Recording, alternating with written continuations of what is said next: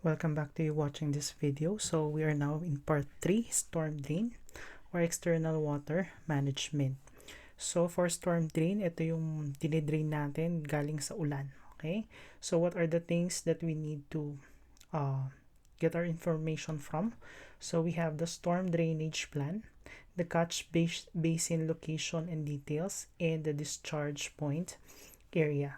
So ang ini-estimate natin dito are the pipes, or is the length of the pipe, then divided by the commercial length plus 10%.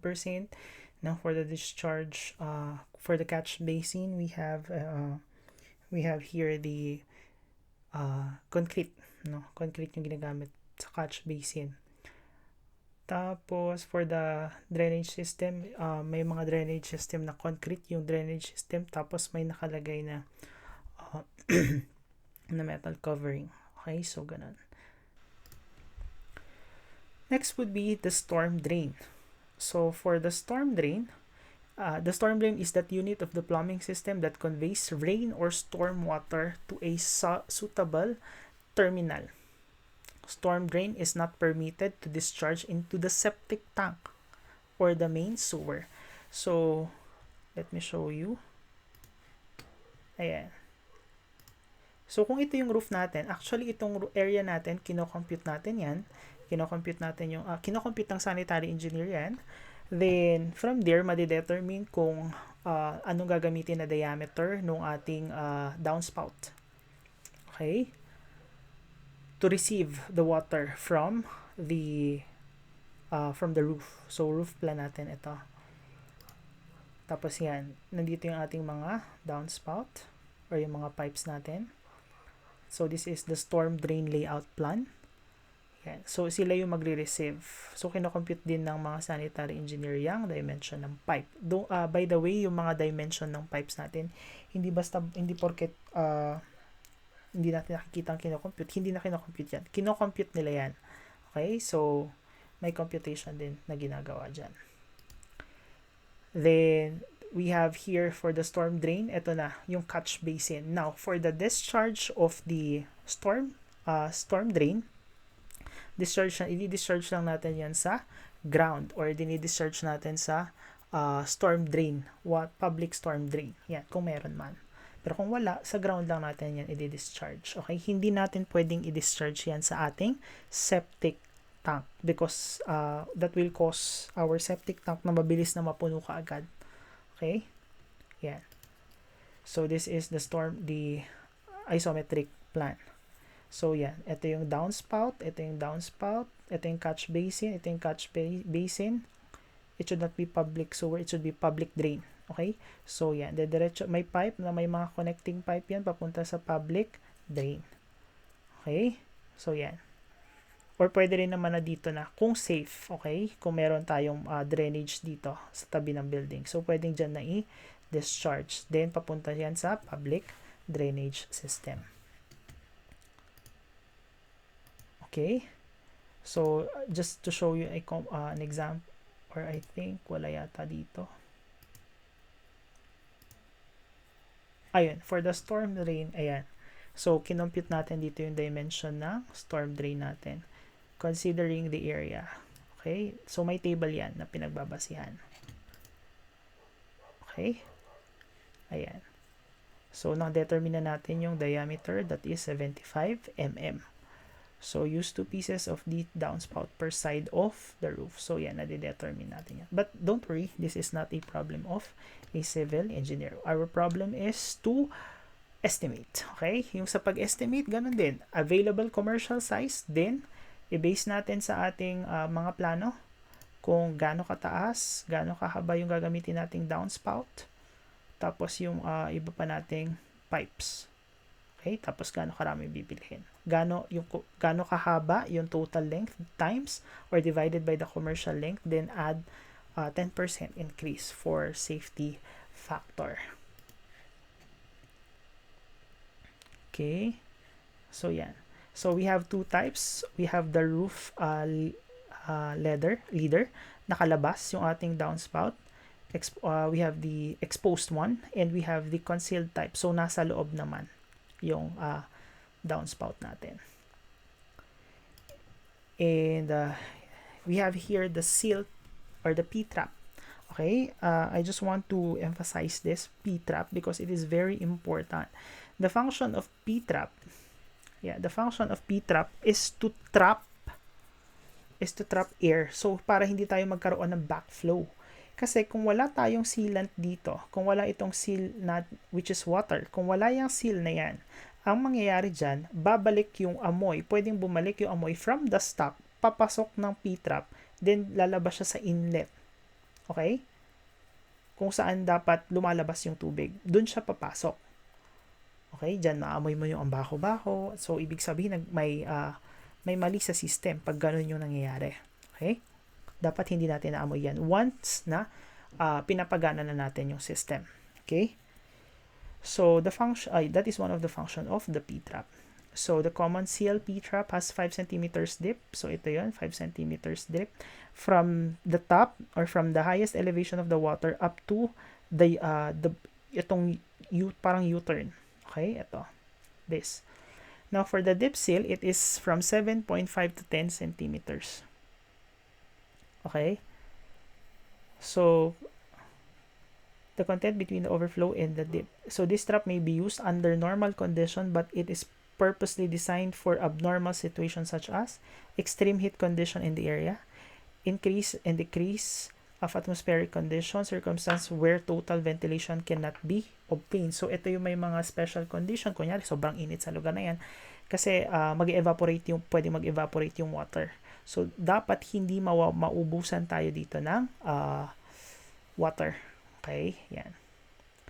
Now, if this is a trivia lang, no? Hindi. So, sa klase na lang natin i-trivia yon. Okay? I would also want to emphasize the difference between a P-trap and an S-trap. Okay? So, for the P-trap, ito na yung ginagamit natin ngayon as a system to prevent backflow sa mga fixtures natin. Hindi na natin ginagamit yung S-trap. So, P-trap because it looks like letter P. Then, ito yung tinatawag nating S-trap. So, we no longer use this S-trap kasi itong S-trap na to, maraming tendency, mataas ang tendency niya and maraming beses nang na-prove na nade-drain yung water dito which causes backflow. Okay? So, actually sa Amerika, illegal na ang paggamit ng S-trap. And here in the Philippines, we are no longer using the S-trap. So, we are already using the P-trap. Okay? And lastly, I just want to show you the fixture unit. So, itong fixture unit, this is where one of the conflicts between the sanitary engineer and the master plumber comes in. So, sa fixture unit kasi, hanggang 20 fixture unit lang ang pwedeng pirmahan ng isang master plumber. If that exceeds that, dapat ang pumipirma na dyan is a sanitary engineer. Now, let me show you what is fixture unit. Fixture unit is waste load in determining the size of waste pipe. Okay? So, yan yung ginagamit natin sa pag-determine ng size ng waste pipe natin. So, the Uniform Plumbing Code Committee conducted numerous tests on various plumbing fixtures in order to determine the amount of water each fixture discharges. So, ito yung nadi-discharge nating water in 1 minute interval through their outlet orifices. Okay? Yan. So, we have here ito. Ayan. So, we have here, sabihin natin, we have here a house. We have 3 closets sa isang, water closet sa isang bahay. May dalawa tayong bathtub, yung isa sa master bedroom, yung isa sa common, tapos yung isang yung isang TNB walang bathtub. So, 4 na floor drain. Meron tayo sa 4 sa mga kubeta, tapos isa sa kitchen, 3 lavatory for the 3 TNB, 1 kitchen sink for the kitchen, 1 shower bath. Pero ito kasing water closet, 2 tub, meron na yang shower. Okay? So included na 'yun doon. Then we have 1 laundry, bathtub. Okay? Now, paano natin kinocompute yung water closet? So, let me show you. Wait lang. Lagyan lang natin ng equal sign.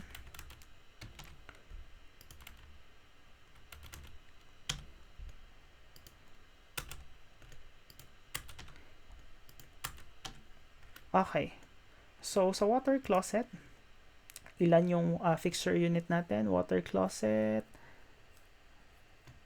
Yan. Water closet, we have 6.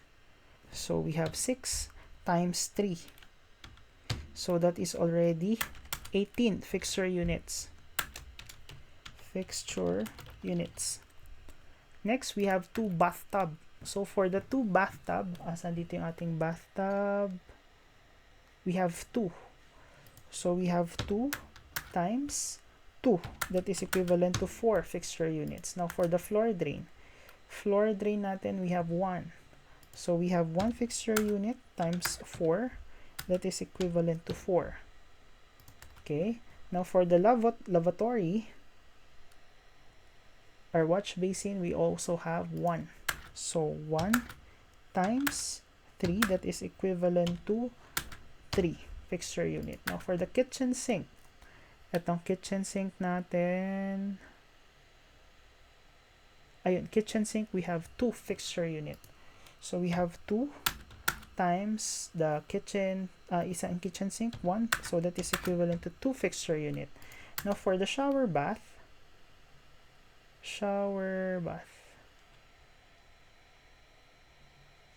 ayun, shower bath, we have 2 fixture unit. So, 2 times ilang unit? We have 1. That is equivalent to 2 fixture unit. Now, for the laundry, we have 2 din. So, we have 2 times 1 unit. That is equivalent to 2. Now, if we are going to get the total of that is equivalent to 18 plus 4 plus 4 plus 3 plus 2 plus 2 plus 2. That is equivalent to 35 fixture units. Okay? So, ibig sabihin, lumagpas siya ng 20 fixture unit. Ang pipirma na dapat dito sa sanitary plan or sa plumbing plan, it should be the sanitary engineer. Ngayon, ang pagkakaintindi kasi ng ibang mga master plumber is that yung fixture unit, kung ilan yung fixture sa bahay, which is not. Ito yung tinutukoy natin sa fixture unit. So, isa ito sa mga nagkukos ng confusion or ng hindi pagkakaintindihan between or misunderstanding between the master plumber and the sanitary engineer. Okay? So, for the next video, we're going to discuss about septic tank.